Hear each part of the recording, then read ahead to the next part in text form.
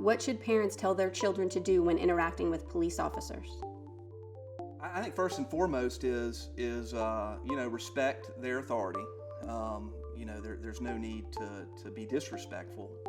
At the same time, the Constitution protects you against self-incrimination. And oftentimes, what I tell people is you have to use your own good judgment. It is police, if they come up and they're wanting to ask you questions about something, they're not always coming and asking you something because they're investigating you. They're just asking for assistance in investigating a crime or getting questions about a person. And is it silly to ignore their request or not answer the questions? And frankly, it is. I mean, we all consciously want to make society a better place and to help law enforcement officers arrest bad guys. If you're the person, though, that's being investigated, you have to recognize the fact that you're not required to answer law enforcement questions.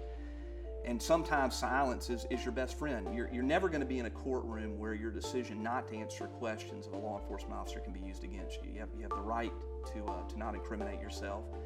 Even if you think that, well, I don't have anything to hide and none of my answers are going to be incriminating. Well, the problem oftentimes with that is kind of like the telephone game you learned in elementary school.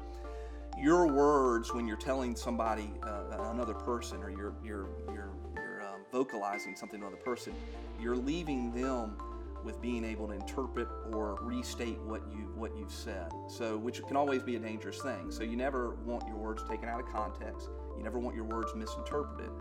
And so when you're faced with a situation where somebody is potentially investigating you for a crime, the safest thing always to do is to contact a lawyer or to have another person present when you're talking to a law enforcement officer, so that there's a third party there that can represent or can state what you in fact did say to a law enforcement officer.